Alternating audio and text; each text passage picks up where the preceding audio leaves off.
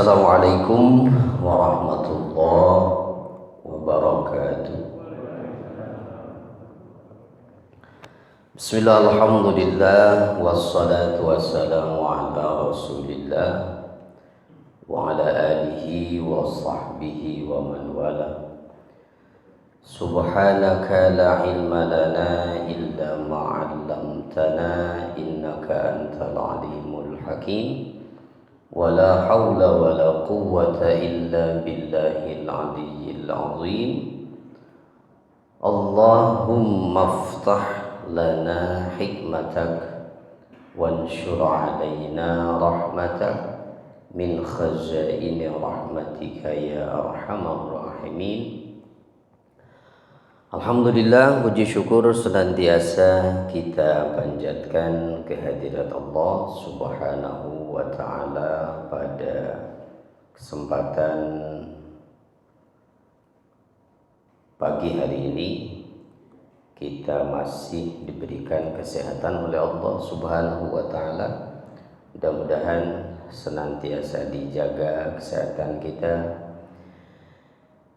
Insyaallah pagi ini kita akan ambil materi yang mungkin masih ada kaitannya dengan materi pertemuan kita beberapa bulan yang lalu.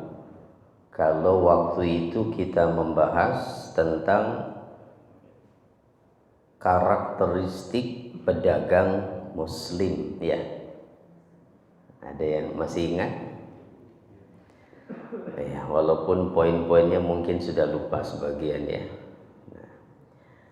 Nah, kita akan bahas kali ini, tema kita adalah pentingnya harta, ahamiyatul mal wa fadluhu fil Islam. Pentingnya harta serta keutamaannya dalam Islam. Artinya,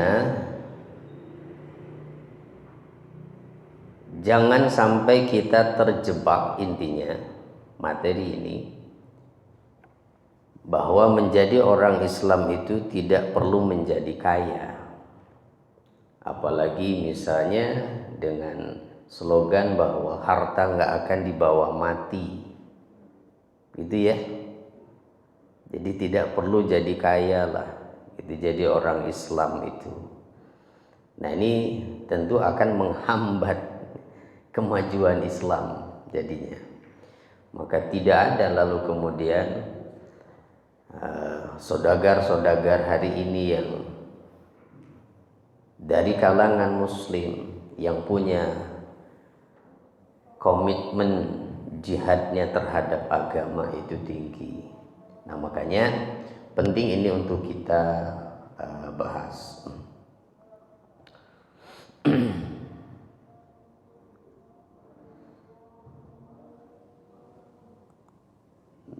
Sebentar Pak. Maaf.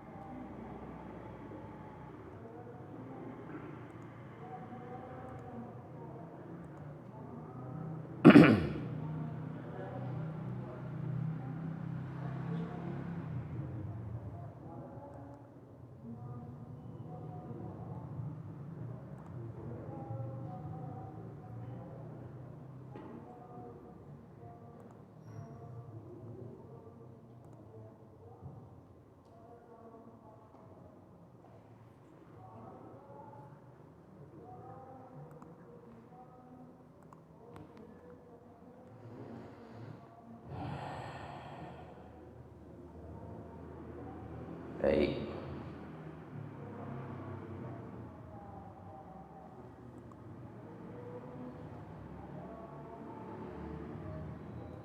Oke, kita lanjut lagi.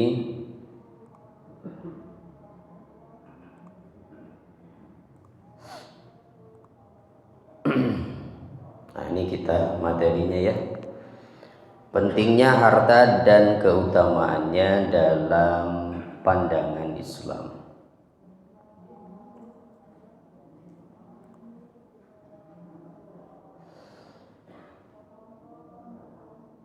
Bismillahirrahmanirrahim. Nah, harta dalam Islam itu adalah ruknun min arkaniddin kama huwa ruknun min arkanid dunya. Jadi harta itu adalah rukun agama, sebagaimana dia juga adalah rukun dunia. Apa artinya rukun itu? Sesuatu yang tidak bisa ditinggalkan. Seperti hanya rukun dalam sholat. Sesuatu yang tidak bisa ditinggal. Jadi harta itu dalam urusan dunia ya pasti, ya udah pastinya kita semua paham akan hal itu. Adalah bagian yang tidak bisa terpisahkan dari kehidupan yang namanya harta itu. Aduh, kenapa ini?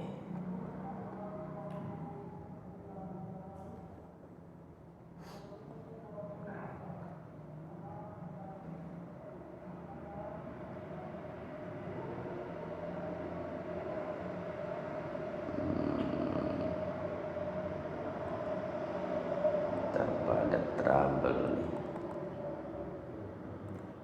Error lagi.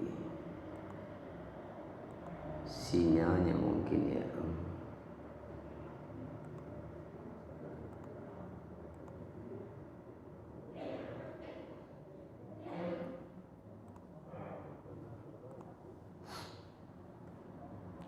Coba kita ulang.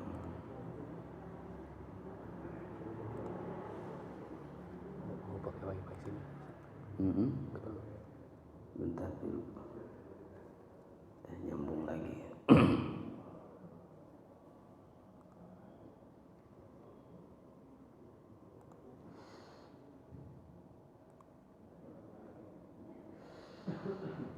Jadi harta dalam Islam adalah rukun di antara rukun agama, sebagaimana dia juga adalah rukun dunia. Harta sebagai rukun dunia adalah hal yang telah diketahui semua orang tanpa ada satupun yang menyangkal itu. Artinya tidak ada manusia yang menafikan akan pentingnya harta. Kita hidup di dunia butuh harta atau tidak? Butuh uang? Ya.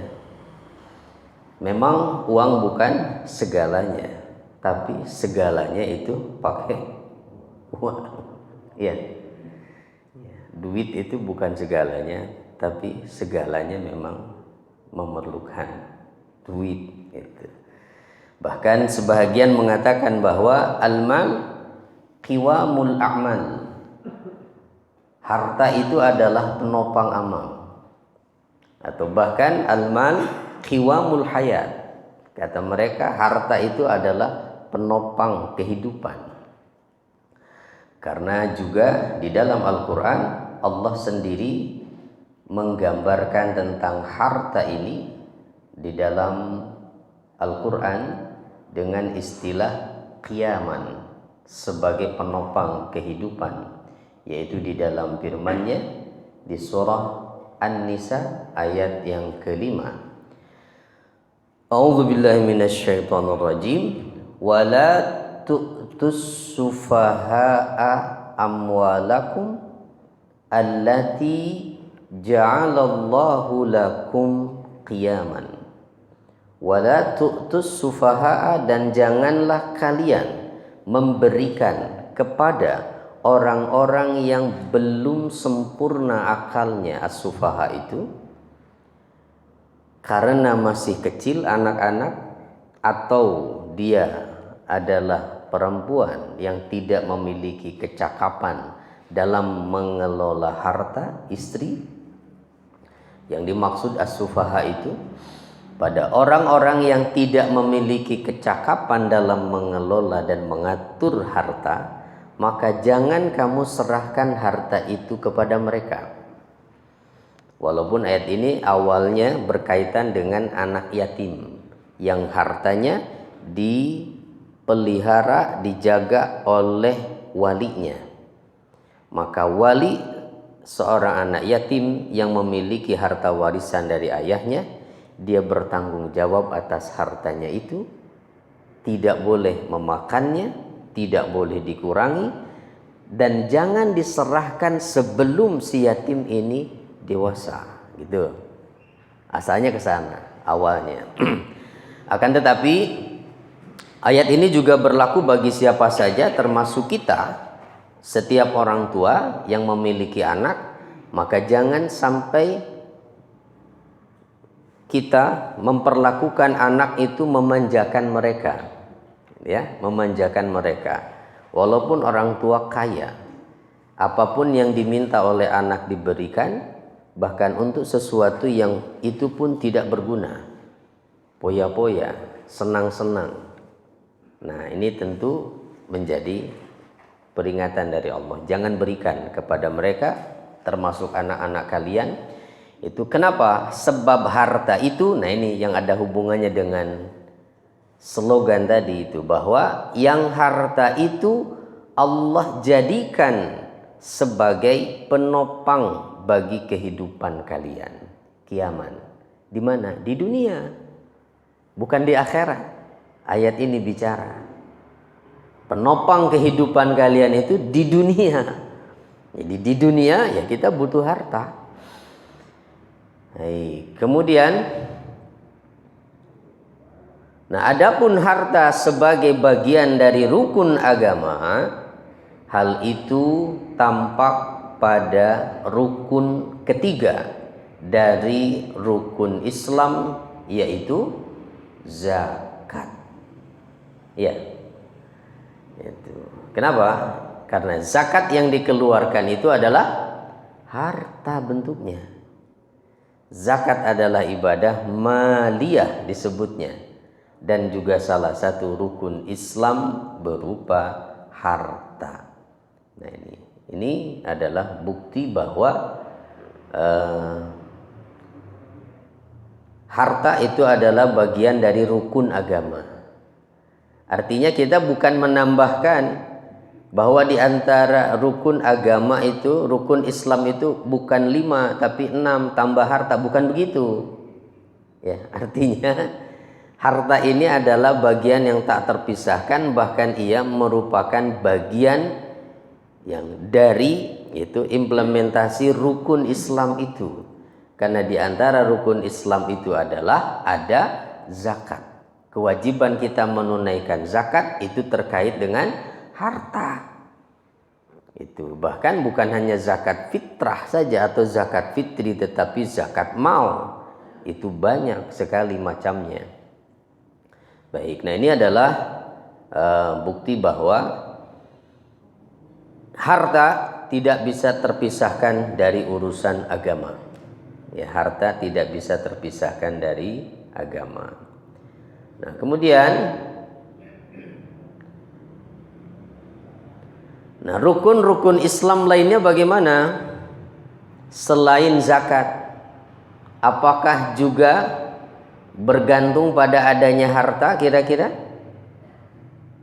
Selain zakat, rukun Islam yang lain itu apa saja? Ya, pertama syahadat, ya. Yang kedua sholat. Nah, kira-kira sholat butuh harta tidak? Dalam melaksanakan sholat butuh harta atau tidak? Butuh. Ya. Butuh buat apa?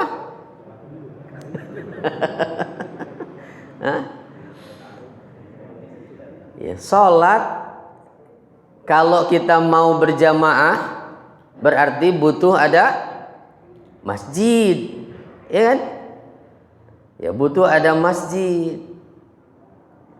Ya nggak mungkin berjamaah hanya di gang saja. Ya, butuh ada bangunan khusus, masjid. Nah, butuh masjid, bangun masjid perlu harta tidak? Ya perlu, ya. Gitu. Bahkan kalau pengen cepat ya kita berarti butuh orang-orang kaya yang mau mengeluarkan hartanya, ya. Itu jangan sampai bangun masjid bertahun-tahun nggak selesai-selesai. Ya. Ya alhamdulillah kalau di kita mah nggak sampai segitunya ya. Ya. Tapi kalau di kampung-kampung itu mungkin ada masjid yang itu nggak tuntas bahkan sampai rusak lagi ya nggak selesai gitu. Nah kan artinya butuh itu ya.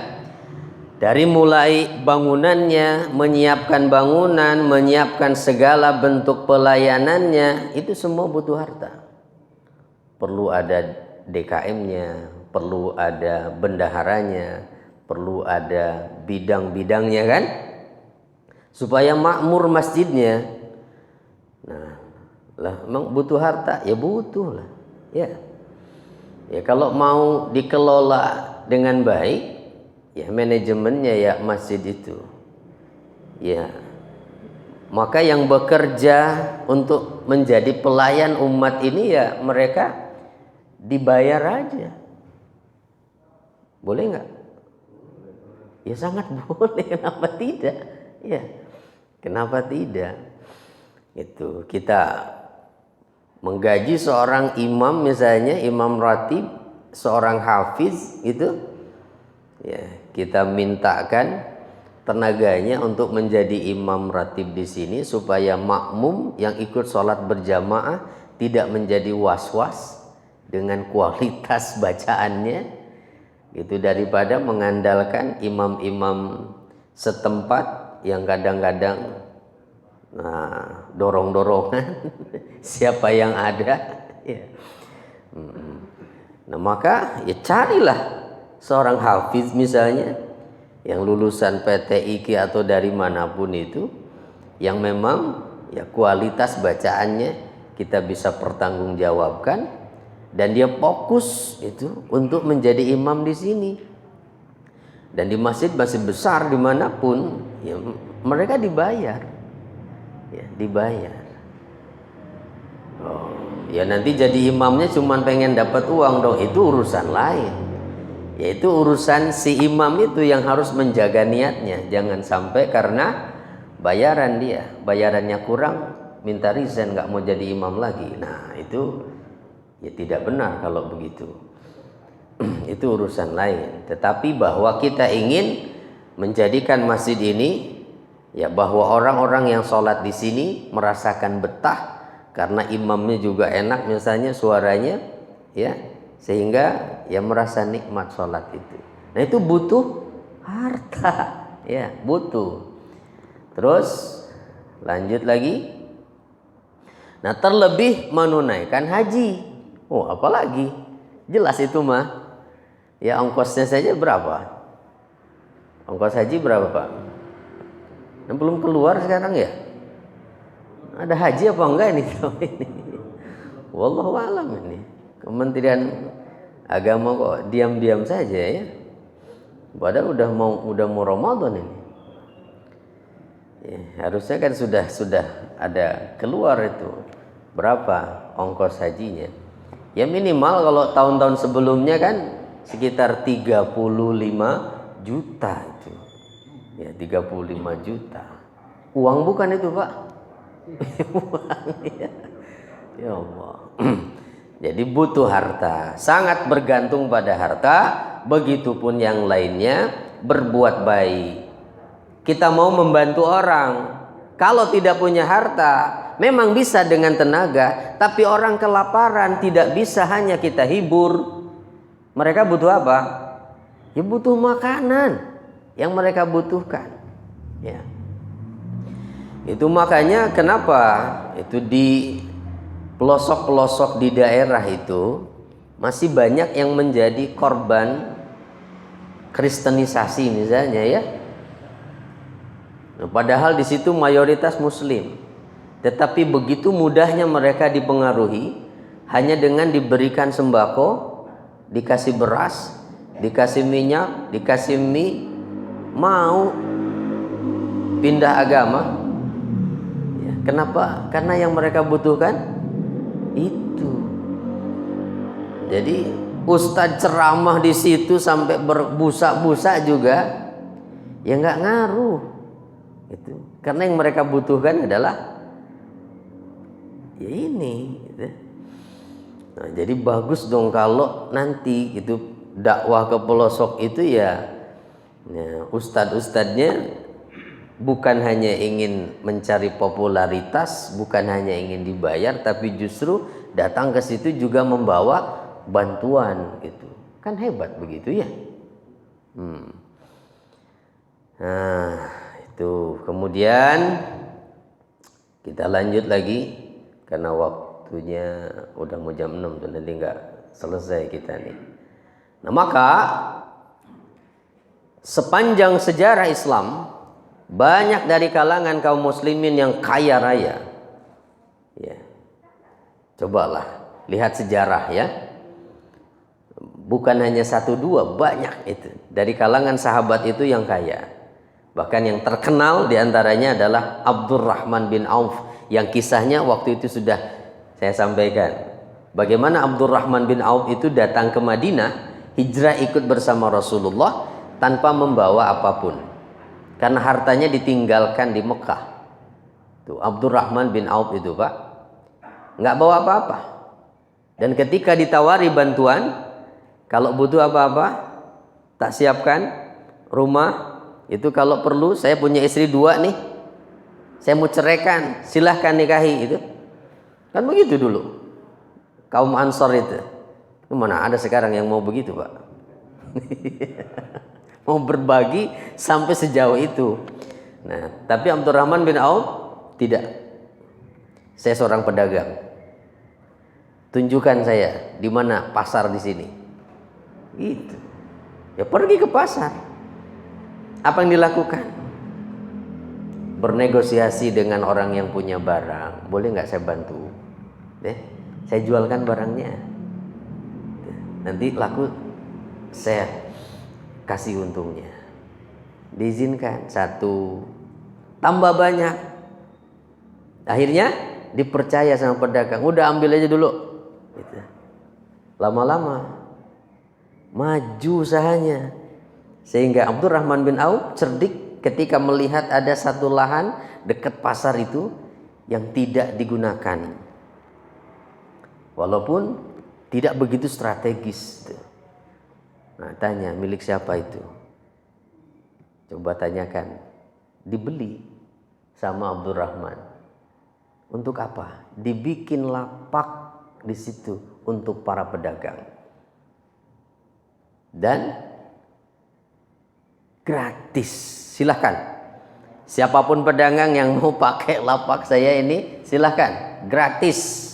Tapi kalau ada untungnya, nah silahkan infak seikhlasnya. Wah, luar biasa ya. Kalau sekarang mah yang dipikirkan nilai sewanya berapa ya.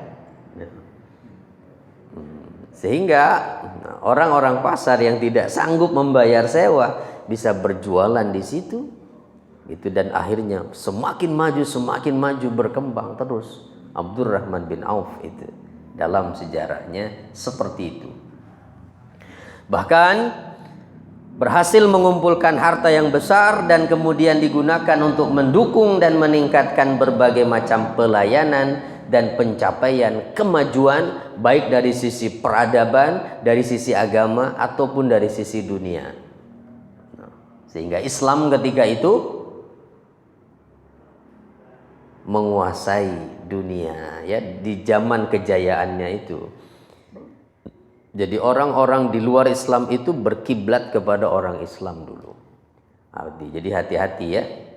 Semua kemajuan hari ini itu sebetulnya munculnya dari Islam. Segala bentuk bidang pengetahuan, kedokteran, matematika, fisika, segala macam, itu dulu penemunya adalah orang Islam. Nah, Mas, hati-hati, jangan terpengaruh dengan statement bodoh hari ini ya, bahwa ada yang mengatakan itu orang Arab itu nggak bisa apa-apa. Nah, dulu itu yang membawa Islam ini maju peradabannya ya, adalah para ulama, tokoh-tokoh Arab dulu itu. Baik, lalu kita lanjut lagi. Nah, harta itu disebut karunia dari Allah kapan? Saat ia menempatkan pemiliknya dalam kehidupan yang mulia dan iffah. Apa itu iffah? Terjaganya harga diri, tidak mau meminta. Itu iffah. Nah, perbuatannya disebut ta'affuf. Nah, yang di dalam Al-Quran kita menemukan ada ayat bahwa seyogyanya sedekah yang diberikan itu diberikan kepada orang-orang miskin, dan mereka terikat dalam aktivitas keagamaan sehingga tidak sempat punya waktu untuk berusaha. Nah gitu, orang miskin dan mereka mewakafkan tenaganya misalnya untuk dakwah, untuk agama, sehingga tidak punya waktu untuk berusaha. Tetapi mereka tidak pernah terlihat miskin karena tidak pernah meminta. Nah, harusnya kalau ada orang begitu yang lebih pantas dapat sedekah itu dalam Al-Quran ya. Kenapa? Karena kalau kita sedekahkan harta pada mereka, pasti akan digunakan untuk hal yang baik. Gitu. Ahli ibadah digunakan untuk ibadah. Nah, bahkan ya, dalam catatannya Pak, orang-orang kaya di zaman dulu itu ternyata kekayaannya tidak berhenti pada saat mereka meninggalkan dunia ini. Luar biasa. Nah, ini yang harus kita ya cermati itu, lihat di situ. Bagaimana Utsman bin Affan misalnya, kekayaannya sampai hari ini tercatat di Arab itu ada rekening di sebuah bank, dan itu dianggap sebagai rekening paling tua dalam sejarah, atas nama Utsman bin Affan. Ya padahal zaman itu belum ada bank, tapi ada rekening atas nama Utsman bin Affan. Dari mana? Nah, ternyata itu berasal dari wakaf sumur yang pernah diberikan oleh Utsman. Jadi waktu orang Islam hijrah ke Madinah itu ada sumber air, sumur yang dimiliki oleh Yahudi. Nah, sehingga orang-orang Islam yang mau mengambil air dari situ, mereka harus bayar. Nah, sehingga kesulitan, yang nggak punya uang yang nggak bisa dapat air. Yahudi yang untung. Nah, maka akhirnya Utsman bin Affan mencoba negosiasi dengan orang Yahudi itu, boleh nggak saya beli ini sumurnya? Awalnya Yahudi itu katakan boleh, tapi jangan semua, separuh aja. Mana bisa sumur dijual separuh? Ya tapi kata dia udah separuh aja. Jadi artinya ya nanti gantian aja, sehari jatahnya Utsman gitu, sehari jatahnya Yahudi. Nah ya udah kata Utsman, nggak apa-apalah, ya nggak apa, separuh deh saya beli. Nah lalu pada saat gilirannya Utsman bin Affan, maka Utsman menyerukan kepada orang-orang muslim, ayo penuhi tempat-tempat air di rumah kalian itu. Gratis ambil tuh dari sumur itu. Nah sehingga pas gilirannya orang Yahudi, nggak ada yang datang. Nggak ada yang beli. Waduh rugi saya deh. Udah saya jual semua aja deh katanya. Ya akhirnya dijual semua itu sumur. diwakafkan untuk umat Islam, dan ternyata itu terus berkembang menjadi harta yang banyak, dikelola dengan baik, ya akhirnya dibuatkan rekening atas namanya ya Utsman, karena yang beli itu Utsman dulunya. Ya entah sekarang udah berapa nilainya itu. Bahkan konon katanya mau dibangun hotel-hotel itu dari uang wakaf itu. Berarti ngalir terus itu pahalanya. Ya. Sudah berapa ribu tahun. Nah, ini pentingnya harta bagi umat Islam tuh. Bukan untuk kebanggaan, ingin hidup mewah, berpoya-poya, bersenang-senang, bukan. Tapi gimana caranya supaya setelah usianya berakhir di dunia ini tetap ada amalan yang terus ngalir gitu, walaupun dia sudah dikubur. Nah, itu kan salah satunya wakaf yang disebut oleh Nabi shadaqatin jariyah itu. Kan ada 3 kan katanya yang tidak akan terputus itu. Shadaqatin jariyah, wa ilmin yuntafa'u bih, wa waladin salihin yad'ulah. Shadaqah jariyah, kemudian yang kedua ilmu yang bermanfaat, dan yang ketiga anak soleh yang mendoakannya. Ya sedekah jariyah itu wakaf bentuknya. Sedekah yang mengalir, bukan sedekah yang hanya berupa uang yang hanya bisa dibelikan untuk sekali makan, habis sudah. Itu mah konsumtif. Tapi kalau wakaf, selama barangnya ada, dimanfaatkan banyak orang, terus ngalir itu. Masya Allah ya. Ya kalau kita belum bisa berwakaf dengan nilai yang besar, ya, yang paling memungkinkan hari ini adalah wakaf Al-Quran misalnya untuk para hafiz Quran. Wah, kenapa? Karena akan dibaca tiap hari. Karena mereka terus baca, sering baca, diulang-ulang, mungkin cepat rusak Qurannya, mereka butuh lagi Al-Quran yang baru, mushaf yang baru. Makanya sekarang berkembang itu ya. Nah, wakaf Quran untuk para penghafal itu. Insya Allah. Ya, walaupun mungkin Al-Quran umurnya nggak sampai puluhan tahun ya. Baik, kita akan lanjutkan lagi.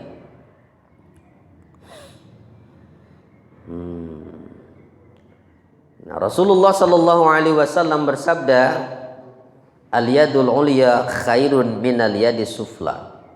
Jadi harta itu karunia ketika menempatkan pemiliknya menjadi mulia. Mulia itu dia terhormat di kalangan manusia lainnya, dan iffah tadi ya, terjaga. Memberi bukan meminta, berinfak bukan meminta bantuan. Hati-hati jadi orang Islam, jangan nyaman berada pada posisi menjadi mustahik setiap tahunnya gitu. Udahlah enak, saya mau udah tinggal nunggu aja Ramadan, nanti pasti ada masuk daftar list gitu, dapat bantuan. Nah, menjadi orang Islam jangan merasa nyaman berada di posisi itu, tetapi bagaimana harus berpikir caranya supaya saya menjadi muzaki, jangan menjadi mustahik terus gitu. Nah, memberi bukan menerima ya. Nah, kenapa? Karena kata Rasul, tangan di atas itu lebih baik daripada tangan di bawah. Maksudnya apa? Tangan di atas itu tangan yang memberi lebih baik daripada tangan yang menerima. Ya. Wabda biman ta'ul, dan mulailah infakmu ini, bantuanmu ini dari orang-orang yang menjadi tanggunganmu. Man ta'ul itu keluarga kita sendiri. Jadi seorang suami yang menafkahi anak istrinya, kalau itu diniatkan ibadah, bernilai sedekah juga infak itu. Kan kata Nabi begitu. Sampai satu suapan seorang suami menyuapi istrinya itu bernilai sedekah kok. Jadi nggak usah jauh-jauh dong kalau gitu mau sedekah ya. Nah, suap-suapan aja. Ya cuman kayaknya itu hanya terjadi waktu di pelaminan aja ya. Suap-suapan itu. Nah, jadi artinya Ya kalau memang belum bisa, punya kelebihan dari kebutuhan, ya sudah penuhi kebutuhan keluarga, itu pun bagian dari ibadah dan itu pun bernilai sedekah, ya, bernilai sedekah. Bahkan kalau ada misalnya pasangan suami istri yang suaminya sudah tidak mampu lagi bekerja memenuhi kebutuhan keluarga, akhirnya istrinya yang bekerja memenuhi kebutuhan itu, kata Rasulullah, pahalanya itu 3 kali lipat. Kalau istri yang bekerja, pertama pahala menafkahi keluarga, kedua pahala silaturahim, ketiga pahala sedekah. Ya, tapi jangan diusulkan nanti pulang ya, gantian gitu. Kalau bapak masih mampu, nggak boleh membiarkan istrinya bekerja. Kita lanjut lagi. Kata Nabi, wa khairus sadaqah an zahri ginan. Sebaik-baik sedekah itu adalah yang dikeluarkan dari orang yang tidak membutuhkan. Jangan bersedekah dia sendiri juga butuh itu. Walaupun bagi sahabat itu nggak masalah. Dia kelaparan, yang penting orang lain bisa kenyang. Itu. Tapi ya, agama tetap memberikan batasan secara umum bahwa sebaik-baik sedekah itu adalah dari orang yang tidak membutuhkan itu. Artinya dari kelebihan kita, kelebihan kebutuhan. Berapa sih disebut dianggap sebagai kelebihan itu standarnya? Dikatakan bahwa kita punya harta lebih itu berapa standarnya, Pak? Kata Rasul, kalau seseorang memiliki harta di rumahnya yang cukup untuk makan 3 hari, itu sudah dianggap kaya. Nah, kita cukup buat berapa hari? Sebulan cukup kita. Berarti kita udah termasuk kaya dong, ya. Iya. Kemudian, nah, waman yasta'fif yu'iffahullah. Siapa yang menjaga kehormatan dirinya dengan tidak meminta. Karena maaf, meminta-minta itu hukumnya dalam agama itu haram, Pak. Ya. Haram meminta-minta itu. Kecuali darurat, terpaksa. Kalau dia nggak minta mungkin akan terancam nyawanya. Boleh terpaksa mah, sekedar untuk menyambung nyawa, dia bisa makan dan setelah itu berusaha. Jangan terus melanjutkan itu menjadi profesinya. Nah, sampai-sampai Nabi mengatakan orang yang mengandalkan itu hidupnya dengan meminta itu nanti akan bertemu Allah di hari kiamat nanti dalam keadaan wajahnya tidak ada tulangnya, tidak ada dagingnya. Artinya akan dihinakan oleh Allah. Nauzubillah. Wa man yastagni yughnihillah, dan siapa yang merasa cukup maka Allah akan memberikan kecukupan kepadanya. Lalu juga hadis lain Nabi katakan, la hasada illa fisnatain. Tidak ada hasad yang dibolehkan, tidak ada iri yang dibolehkan, kecuali hanya pada 2 orang kita boleh iri kepadanya. Siapa? Pertama, rajulun atahullahu malan fasallatahu ala halakatihi fil haqq.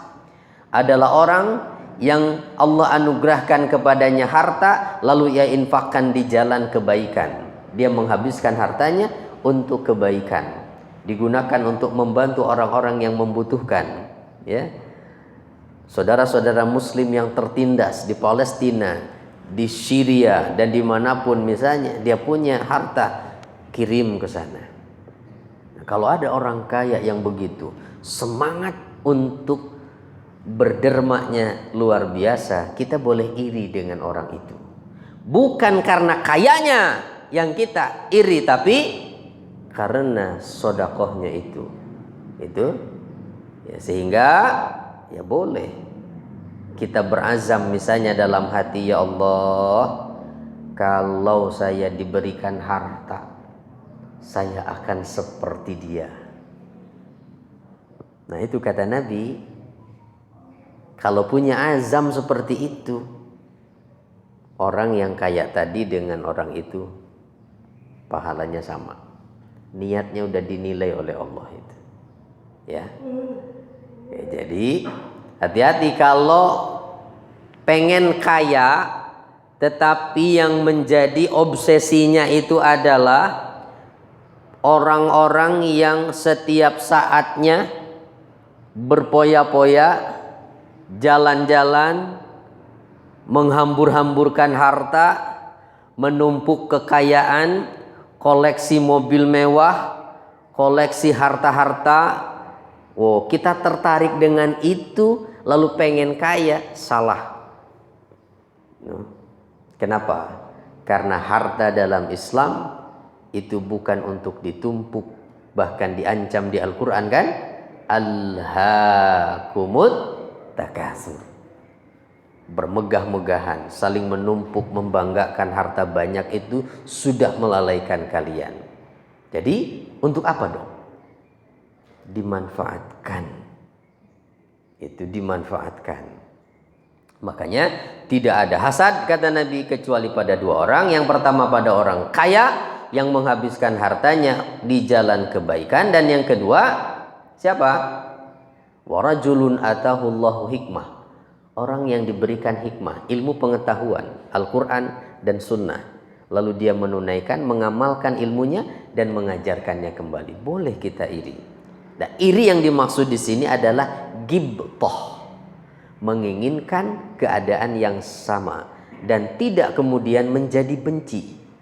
Itu bedanya dengan hasad, bedanya dengan dengki. Kalau dengki itu tidak senang dengan kelebihan yang dimiliki orang lain dan kemudian menjadi benci kepada orangnya, bahkan berharap kelebihan itu hilang darinya walaupun tidak pindah pada dirinya. Itu orang dengki, Pak. Makanya orang yang dengki itu lebih jahat daripada iblis dan Firaun. Itu. Iya, kenapa? Itu tadi. Pokoknya dia nggak mau seperti orang itu. Pokoknya yang dia inginkan orang itu hancur, orang itu terpuruk, orang itu menderita. Saya nggak mau lihat dia senang. Jahat sekali itu, Pak. Makanya di surat Al-Falaq itu yang terakhir kita meminta perlindungan kepada Allah itu wa min syarri hasidin idza hasad. Dari kejahatan orang yang dengki apabila ia dengki. Kenapa? Bisa nekat kalau orang udah dengki itu. Nah, tetapi pada dua orang ini bukan kedengkian itu yang dimunculkan. Ghibthah namanya. Ya, menginginkan hal yang sama seperti dia. Nah, bahkan para sahabat dulu, ya, Rasul pernah kedatangan orang-orang miskin dari kalangan muhajirin. Mereka mengadu. Apa yang mereka adukan? Kata mereka, "Dhahaba ahlud dusur bid darajatil ula wan na'imil muqim ya Rasul." Orang-orang yang berharta itu mereka telah mendapatkan derajat yang tinggi dan kenikmatan yang abadi. Enak tuh mereka. Ya, orang-orang yang punya harta mah. Lalu kata Nabi, memangnya kenapa? Bagaimana bisa begitu? Nah, karena kata mereka, ya, sebab mereka itu sholat sebagaimana kita juga sholat. Mereka puasa seperti halnya kita juga puasa. Tapi mereka bisa bersedekah sedangkan kami tidak. Itu yang mereka adukan itu. Mereka mah enak bisa sedekah, kami enggak. Nah, maka kata Rasul kemudian, ya, Rasul bersabda, afala u'allimukum syai'an tudrikuna bihi man sabaqakum wa tasbiquna bihi man ba'dakum wa la yakunu ahadun afdala minkum illa man sana'a misla ma sana'tum. Maukah kalian aku ajari sesuatu yang dengannya kamu dapat menandingi orang-orang yang telah melampaui kalian itu, dan kalian mampu melampaui dengannya orang-orang yang setelah kalian nanti. Dan bahkan kata Nabi, tidak akan ada yang lebih utama dari kalian kecuali orang-orang yang melakukan hal yang sama juga seperti yang kalian lakukan. Wow. Mau dong? Kata sahabat, tentu ya Rasul, kami mau. Apa itu? Tusabbihun wa tukabbirun wa tahmiduna dubura kulli salatin salasan wa salasina marrah. Nggak usah gelisah, nggak usah resah. Lihat orang kaya tadi yang bisa sedekah, kalian nggak bisa. Ada kok cara yang bisa melampaui mereka. Apa itu? Kalian tasbih, kalian takbir, bertahmid setiap selesai sholat 33 kali. Itu nilainya sedekah itu. Lebih baik daripada dunia dan seisinya. Subhanallah, alhamdulillah, Allahu Akbar. Selang beberapa lama mereka datang lagi ke Nabi. Orang-orang miskin ini, apalagi yang mereka keluhkan? Sami'a ikhwanuna ahlul amwal bima fa'alna fafa'alu mislah. Ya Rasul, orang-orang yang kaya tadi itu mereka dengar tuh apa yang Anda katakan, sehingga mereka juga melakukan hal yang sama seperti yang kami lakukan. Mereka juga tasbih, mereka juga takbir, mereka juga tahmid. Kalah lagi dong kita nih. Gitu. Ternyata yang kayanya juga ahli ibadah. Gitu.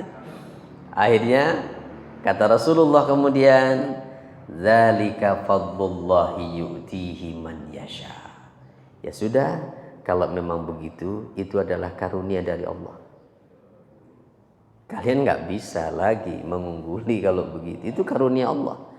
Kenapa nggak semua orang kaya rajin ibadah kok? Ya, kalau ada orang kaya yang seperti itu karunia yang Allah berikan kepada siapapun yang dikehendakinya. Nah, artinya apa? Kesimpulannya, orang kaya yang beragama, yang taat kepada Allah lebih utama daripada orang miskin, orang fakir yang beragama, yang taat kepada Allah.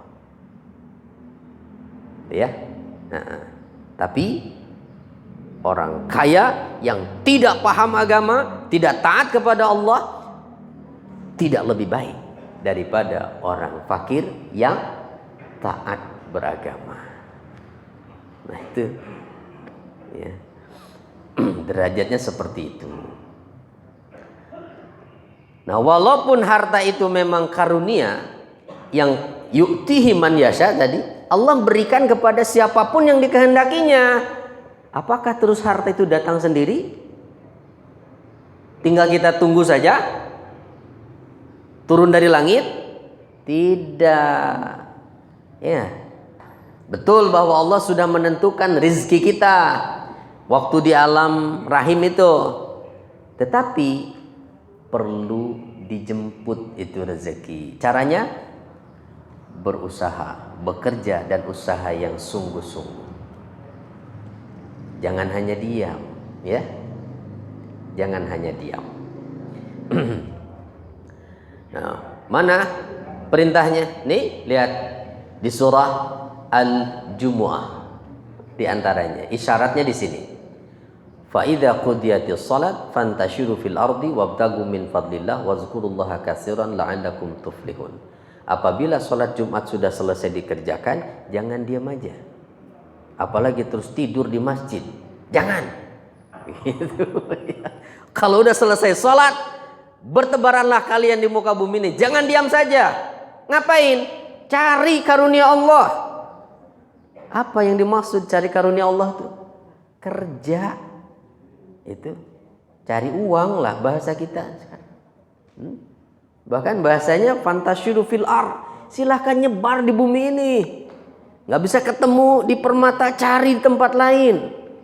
Nggak bisa ketemu di Indonesia, cari negara lain gitu kira-kira. Tuh. Itu jadi harus semangat berarti jadi orang Islam tuh ya. Bukan menjadi orang yang bermalas-malasan. Tidak pantas jadi orang Islam itu hanya duduk melamun saja. Itu menunggu orang yang memberikan bantuan. Tetapi orang Islam itu adalah orang yang aktif. Itu bukan yang pasif. Walaupun dia tidak punya mata pencaharian, tetapi selalu ada yang dikerjakan setiap harinya. Udah, ngapa? Pokoknya keluar rumah nih, ngapain? Ya bantu temennya, apapun itu. Jangan diam dan serahkan kepada Allah urusan rezeki kita. Sehingga kata Nabi, siapa yang bertawakal kepada Allah, dengan sebenarnya aku akan berikan rezekinya seperti burung. Lihat burung, setiap pagi terbang dari sarangnya dalam keadaan perut kosong dan kembali di sore hari dalam keadaan perut kenyang, bahwa masih bawa untuk anaknya. Tidak ada burung yang pagi-pagi hanya nongkrong aja di atas sarangnya. Ya, kecuali yang dalam sangkar ya. Nah, kalau itu kan sudah dijamin sama yang punya. Tapi kalau di alam, yang di alam bebas, tidak ada burung yang pagi-pagi hanya ngelamun saja itu. Tidak ada. Terbang, walaupun dia nggak tahu di mana nih makanan di hari ini. Yang penting terbang. Artinya yang penting lakukan. Itu beraktivitas, bergerak gitu. Udah, silaturahim lah paling enggak kan? Iya. Kalau bingung mau ngapain ya udah temui teman. Ketemui kerabat, temui saudara, temui guru siapa aja. Gitu. Insya Allah akan buka pintu kemudahan itu. Gitu. Baik, lalu apalagi? Wa akharuna yadribuna fil ardi yabtaguna min fadlillah, di surat Al-Muzammil ayat 20 juga ya mengisyaratkan itu. Nah, tapi ingat Pak, di mana sebetulnya kita cari rezeki itu? Di pasar? Di mana? Dari mana kita mencari rezeki itu? Sumbernya di mana? Kalau ada satu ayat itu ya bahwa para Rasulullah telah sepakat sebagaimana dalam kitab-kitab suci yang ada bahwa mencari rezeki itu dari Allah, bukan dari siapapun yang selain Dia. Artinya dalam kita bekerja berusaha itu harapan kita untuk mendapatkan apa yang kita inginkan itu gantungkan kepada Allah, jangan kepada manusia. Anda yang jadi karyawan, bekerja setiap hari, jangan bergantung pada bosnya yang memberikan gaji itu. Kenapa? Bukan dia yang memberikan rezeki. Dia hanya menjadi sebab sampainya rezeki itu. Itu artinya kalau begitu, ya jangan hanya berusaha untuk menyenangkan bosnya, walaupun itu sesuatu yang dilarang oleh agama. Nah, nanti ke sana arahnya. Pokoknya bikin bos seneng aja deh. Itu supaya duitnya ngalir. Bukan itu, karena sumber rezeki itu adalah Allah. Jadi mau apa? Minta kepada Allah. Sampai Nabi katakan, wal yas'al ahadukum hajatahu hatta syi'shana alih izan qata'a. Mintalah salah seorang dari kalian itu kebutuhannya pada Allah, bahkan sampai tali sendalnya yang putus, minta sama Allah. Begitu. Kenapa? Ya Allah yang semuanya mau. Ya tentu bukan kemudian kalau minta sendal turun dari langit sendalnya ya. Ya enggak begitu. Allah akan berikan jalannya. Jangan lupa dong kalau begitu.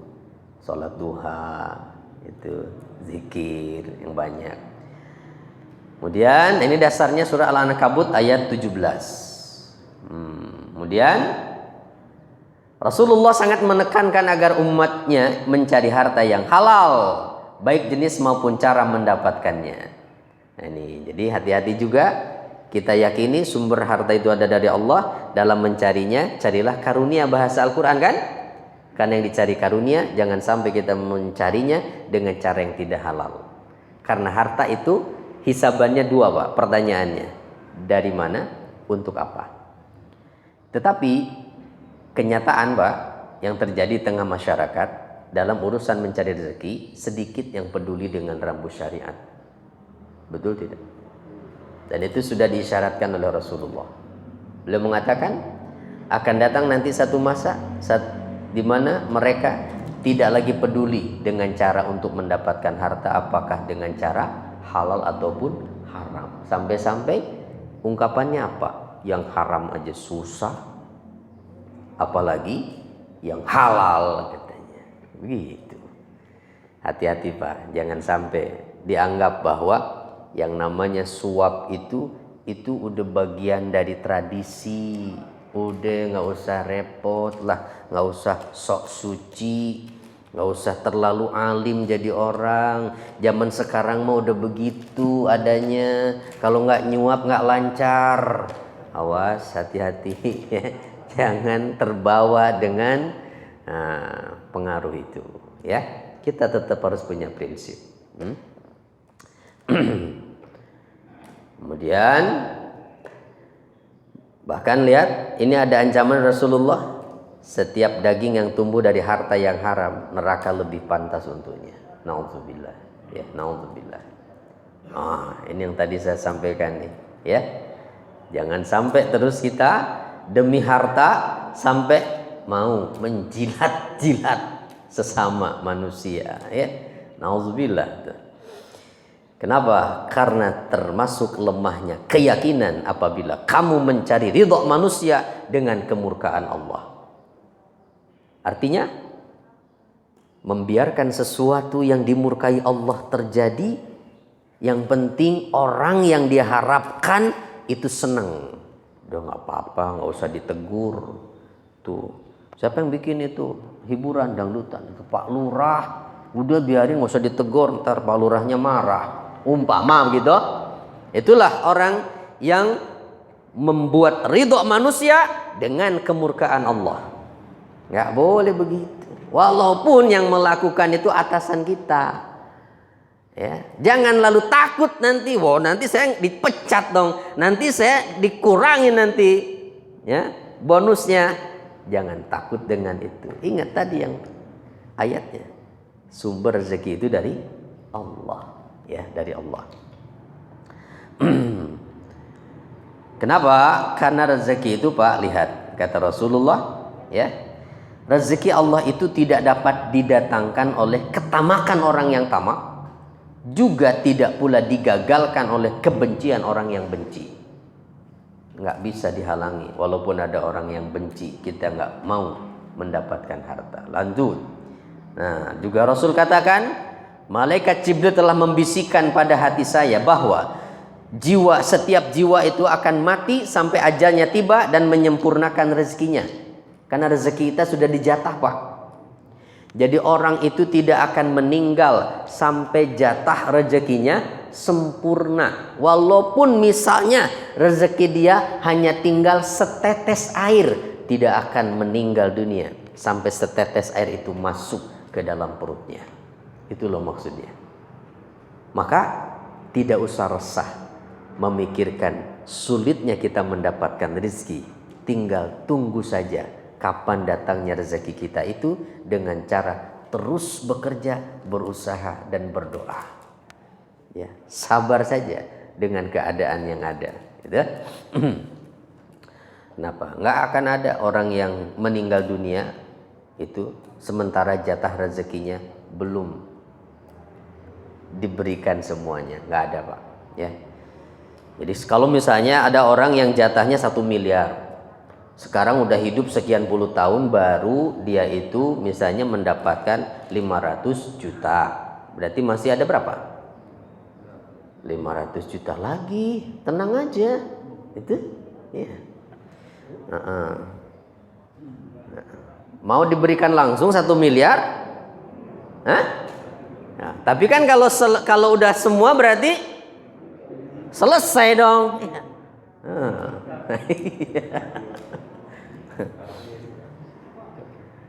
Baik, lanjut lagi. Nah, ingatlah, bukan hanya dari mana engkau mendapatkan harta yang akan dimintai pertanggungjawaban, tapi juga setelah engkau dapatkan digunakan untuk apa. Nah, maka Allah Ta'ala berfirman, apapun yang kamu infakkan, niscaya kamu akan diberi pahala dengan penuh dan tidak akan dizalimi. Artinya nggak akan kurang pahala itu. Maka jangan pernah merasa rugi ketika kita memberikan itu kepada orang lain, walaupun mungkin jumlah uang kita menjadi berkurang, karena itulah yang akan kita miliki, tidak akan hilang. Nah lihat, ini Nabi pernah mengatakan begini Pak, terakhir nih hadisnya, siapa di antara kalian yang lebih mencintai harta ahli waris daripada hartanya sendiri? Ya nggak ada ya Rasulullah, kata mereka.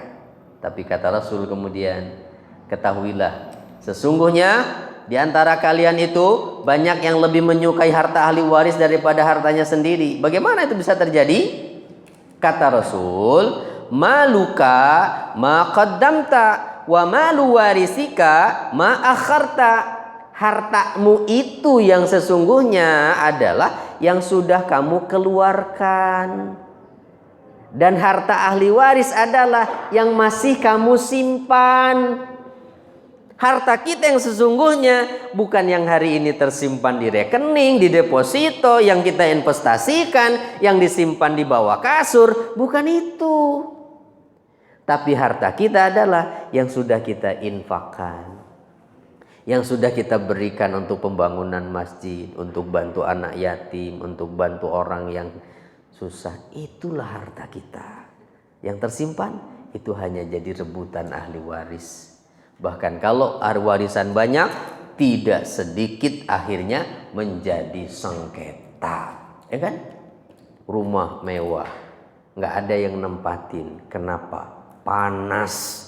Anak-anaknya semuanya ingin memiliki itu, jadi sengketa. Nauzubillah. Mudah-mudahan anak-anak kita nggak begitu ya. Mudah-mudahan Allah memberikan kemudahan pada kita semua untuk mendapatkan harta yang halal dan juga mudah menginfakkannya. Wallahu a'lam bissawab. Hai. Itu insyaallah mudah-mudahan apa yang disampaikan tadi bermanfaat ya. Baik, itu saja barangkali. Mohon maaf nih, sudah jam 6 lewat Pak. Kebanyakan ya. Boleh silahkan. Assalamualaikum warahmatullahi wabarakatuh. Waalaikumsalam warahmatullahi. Yang ingin saya tanya Pak Ustadz, sekarang ada isu aktual yang sedang heboh berkaitan dengan Ustadz yang menjadi aktor di dunia dan akhirat dengan investasi bodong, kemudian sedekah bodong. Di sini yang ingin saya tanyakan, kalau dalam Al-Quran itu tidak ada sedekah itu harus ikhlas. Apa yang dosa yang pahala yang besar sedekah air putih? Ini nodong Pak. Itu cincin ada yang segala macam buka semua. Kemudian palsu lagi investasi segala macam, tapi kenyataan tidak ada Pak. Yang ingin saya tanya, hukum jelas haram. Dia tanya kalau ada hadis. Setahu saya yang pernah saya baca referensi, kebetulan ilmu saya kurang, tidak ada namanya sedekah bodong, investasi atau bodong nggak ada, penipu nggak ada. Jadi karena berkaitan dengan apa namanya medsos, itu kan ghibah. Kita yang mendengar apakah termasuk ghibah? Kita yang melihat YouTube atau termasuk ghibah? Kalau kita ada ikuti perkembangan, bagaimana Pak Ustadz? Yang kedua, jadi ada seseorang menyimpan duit di bank, kemudian miliar Pak. Kemudian uang itu disedekahkan ke masjid. Yang ingin saya tanyakan dalam buku Islam yang pernah saya baca referensi, riba itu adalah dosa besar, salah satu dosa besar. Jadi bagaimana hukum orang yang mengambil bunga uang itu disedekah ke masjid? Mungkin orang yang menerima apakah termasuk makan riba juga? Sebab yang riba itu yang dibahas mempergunakan dan memakan riba, bukan mempergunakan dan memakan riba, bukan melakukannya. Yang saya tahu, mohon penjelasan dari Bapak. Nah, kemudian saya tambah lagi Pak sedikit yang berkaitan dengan satu tadi. Nah, dan yang berkaitan dengan saya sebut aja nama Bapak. Kalau dosa mohon dimaafkan ya Allah, ampuni saya itu karena masalah masyarakat. Masalah Ustaz Yusuf Mansur yang tadi. Ini kan di bawah kendali MUI, Majelis Ulama Indonesia. Kok tidak mengeluarkan kegiatan apa-apa? Termasuk Pak Ustaz tidak pernah menceramahkan ini dia dosa hukumnya. Hadis yang ini apa nama adalah Quran.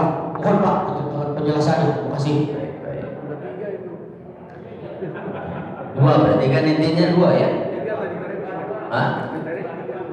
Ya kan sama aja yang ketiga tadi. Jadi intinya begini Pak ya. Kalau itu kan kasus ya pribadi lah, walaupun memang korbannya banyak gitu. Mungkin yang perlu kita ambil pelajaran.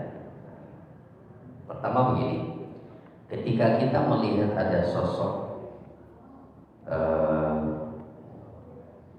tokoh publik ya, apalagi dia sebagai tokoh agama melakukan sesuatu yang kita anggap itu tercela atau ya dianggap menyimpang dari aturan agama, maka sebagai seorang muslim nih, pertama kita jangan lalu menjadikan itu sebagai objek gibah.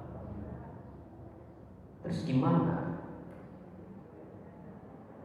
Sebisa mungkin bahkan ya kita selalu berhusnuzan. Kenapa? Kita nggak tahu persisnya seperti apa, ya kan?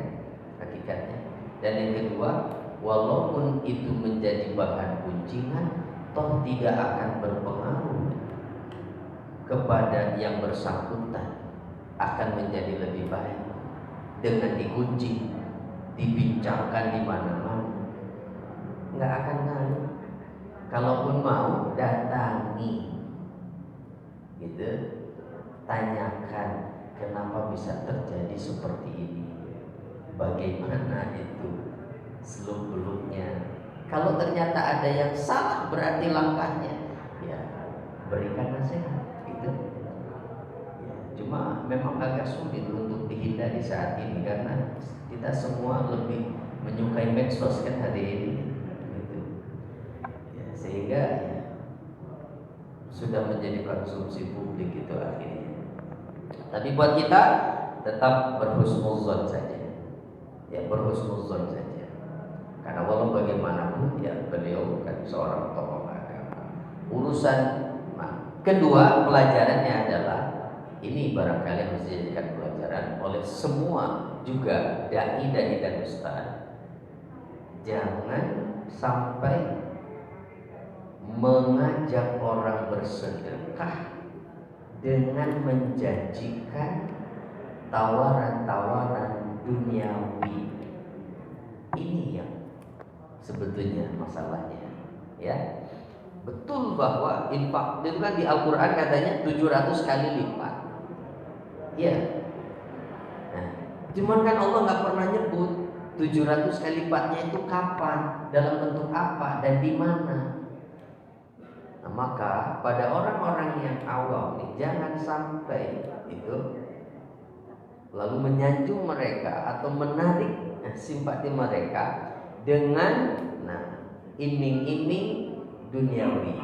Kalau sedekah ibu 100.000, nanti ibu akan dapat 10 kali lipatnya minimal. Nah, ya kalau orang yang pemahamannya bodoh kan dianggapnya ya berarti nungguin duitnya itu, ya. Nah padahal pengganti dari Allah itu kan innama tuwaffawna ujurakum yaumal qiyamah. Sesungguhnya pahala kalian itu hanya akan dipenuhi nanti di hari kiamat, bukan di dunia. Itu kalau yang berkaitan dengan sedekah. Ya kalau lain-lainnya yang itu berupa investasi ya saya nggak punya hak untuk menilai itu ya. Ya mungkin harus ya pokoknya husnuzon saja lah. Kita nggak tahu persis bagaimana kasusnya kan. Kalau yang selain, tapi yang sedekah kan juga banyak ya. Nah, mungkin ya kalau saya boleh ya mengambil pelajaran itu Pak. Jadi jangan mengajak orang sedekah itu dengan iming-iming duniawi. Ditungguin akhirnya kan. Sedekah saya kemarin udah 100.000 mana? Apalagi yang sampai mengorbankan hartanya yang banyak. Nah, itu kemudian yang kedua tadi apa yang kedua? Oh, yang riba ya. Bagaimana orang yang itu tadi tentang yang kasus yang pertama, wallahu alam ya. Saya hanya bisa memberikan seperti itu. Lalu yang kedua, bagaimana kaitannya dengan orang yang menyimpan uangnya di bank lalu bersedekah ke masjid? Mungkin kalau boleh saya perjelas lagi pertanyaannya, jika uang yang digunakan untuk sedekahnya itu adalah diambil dari nilai bunganya, itu mungkin ya. Kalau dari uangnya dia mah kan nggak ada masalah, mau disimpan dimanapun, diambil dari bank dari manapun. Tapi yang jadi masalah tuh kalau dia mau menggunakan bunga dari bank itu untuk sedekah. Maka para ulama sepakat itu bahwa yang namanya bunga, termasuk bunga simpanan, itu adalah riba dan tidak halal. Dan kalau itu riba tidak bisa dipergunakan. Artinya kalaupun disedekahkan tidak akan dapat pahala sedekahnya. Terus yang menerima bagaimana? Yang menerima apakah dianggap dia memakan harta riba? Ya tidak. Ya, asalkan dia tidak tahu itu kalau itu riba, dari riba. Kalau dia nggak pernah bilang itu uang dari bunga bank misalnya, memberikan begitu saja kepada tetangganya miskin, atau misalnya diserahkan ke masjid diterima, ya nggak ada masalah. Kalau tidak tahu, ya, kalau tidak tahu. Tapi kalau tahu, ya sebaiknya jangan. Terus kemana kan dong? Tetap ambil bunganya, tapi digunakan untuk sarana sosial. Nah, udah untuk lingkungan aja, gitu ya, untuk membetulkan jembatan atau got dan sebagainya. Jangan untuk kebaikan, gitu. Jangan untuk amal, ya. Kenapa? Nggak diterima. Nah itulah Pak, bahayanya kita punya harta dari cara haram, tidak akan bisa ditobati. Harta haram itu Pak berat, bukan hanya riba ya. Kenapa? Nggak bisa disedekahkan. Kalau disimpan pun berarti tetap akan jadi kayu bakar neraka. Ya udah, makanya solusi terakhirnya ya sudah disedekahkan saja walaupun memang nggak ada nilainya. Gitu. Bahkan kalau yang dari riba tadi jangan disedekahkan, tapi untuk sosial saja, ya, untuk sosial saja. Jadi seperti itu. Dan yang disebut riba itu adalah kullu qardin jarra manfaatan. Ini di luar simpanan di bank ya. Yang disebut riba itu adalah setiap pinjaman yang mengalirkan adanya manfaat kepada orang yang memberi pinjaman. Nah, jadi riba itu istilah itu muncul ada pada transaksi pinjam meminjam. Kalau pada jual beli namanya laba, itu halal. Tapi kalau pada pinjam meminjam namanya riba. Apapun sebutannya, ya, apapun sebutannya itu riba. Bahkan jangankan berupa tambahan uang yang harus dia bayarkan di luar hutangnya. Bukan hanya itu, sekedar ikut menumpang di atas kendaraan orang yang meminjam. Kalau itu dilakukan hanya semata-mata karena diberi pinjaman, ini bisa boncengin tumben, nggak pernahnya itu nawarin tumpangan, hanya karena dikasih pinjam tuh, itu riba Pak.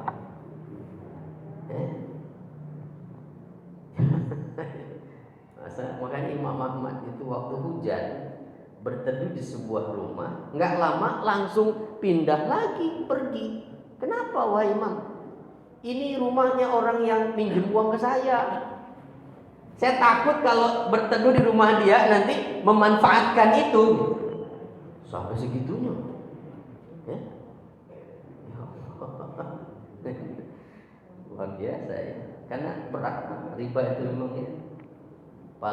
Paling rendah kan kata Nabi dosanya seperti anak yang berzina dengan ibu kandungnya. Alhamdulillah. Ya mudah-mudahan kita diselamatkan dari riba lah. Itu Pak, saya hanya bisa memberikan jawaban seperti itu. Wallahu a'lam bishawab. Ya. Ya.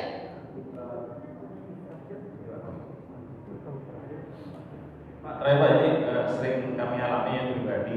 Jadi tadi Bapak dikatakan janganlah memberi kepada peminta pengemis Pak ya. Ya. Jadi saya catat Pak. Nah ini karena saya di lampu merah Pak. Jadi dia nggak pengemis Pak. Dia bawa gitar, nyanyi, terus setelah nyanyi dia kita memberi itu termasuk apakah yang disampaikan Pak Ustadz bahwa jangan atau sebagainya karena dia ada jasa jadi atau bawa alat mobil yang sapu dilap, debu, terus dia minta jasa itu apa termasuk yang disebutkan Pak Ustadz di ceramah ini Pak. Terima kasih Pak. Baik. Jadi untuk orang yang meminta itu pada dasarnya perintah Al-Quran, lihat ya. Pada dasarnya perintah di Al-Quran gimana sih tentang orang yang meminta itu? Wa ammas sa'ila fala tanhar. Orang yang terhadap orang yang meminta jangan kamu usir, jangan kamu hati. Terus kasih. Tapi lihat kondisinya. Ini untuk meminta ya. Kalau orang yang meminta itu kondisinya masih kuat, masih muda, memungkinkan untuk bekerja, Nabi pun menolak memberikan zakat ketika ada seorang pemuda datang meminta zakat, badannya tegak, fisiknya kuat. Nggak pantas kata Nabi orang kuat bekerja minta zakat. Ditolak. Jadi kalau masih memungkinkan kuat untuk bekerja, kalaupun mau kita bantu misalnya, ya dikasih saran, ya. Mendingan berusaha lah. Itu kalau kurang modal, saya bantu modal, lebih baik begitu. Karena apa? Karena mohon maaf, karena di kita itu kan juga tidak sedikit orang yang justru memanfaatkan kepedulian itu, menjadikan meminta sebagai mata pencaharian. Dan itu kata Nabi, itu bukan orang miskin yang begitu keliling dari rumah ke rumah ya, bukan orang miskin. Buktinya juga di kita ada kan satu kampung yang pekerjaannya begitu ya, rumahnya bagus-bagus. Nah, tapi kalau kita tahu persis keadaannya, memang betul membutuhkan ya, atau secara fisik tampak terlihat memang lemah, itu memang benar-benar lapar gitu, pucet mukanya, ya kasih saja, ya kasih aja. Nah, kalau yang ngamen bagaimana? Ya, dia kan menjual suaranya gitu ya mungkin ya. Ya walaupun kadang-kadang tidak menghibur juga. Ya berikan sajalah itu, kan nggak seberapa itu, ya tidak seberapa. Baik, itu saja. Insya Allah, walaupun kita memberikannya barangkali kita nggak tahu digunakan untuk apa, yang namanya sedekah itu walaupun salah sasaran, tetap kita masih dapat pahalanya. Insya Allah, ya. Kecuali kita tahu persis. Ini orang kalau punya uang pasti mabok. Ini orang kalau punya uang, misalnya pasti judi, nggak boleh kita kasih. Kalau tahu, ya kalau tahu. Tapi kalau tidak tahu, ya ternyata salah sasaran kita, ya sudah. Yang sudah berarti insya Allah tetap ada pahala. Ya. Baik, itu saja Pak ya, udah 6:30 Pak. Terima kasih, mohon maaf ada hal yang kurang berkenan. Kita tutup dengan kafaratul majlis. Subhanakallahumma wa bihamdika asyhadu an la ilaha illa anta Astagfirullah wa atubu ilaik. Assalamualaikum warahmatullahi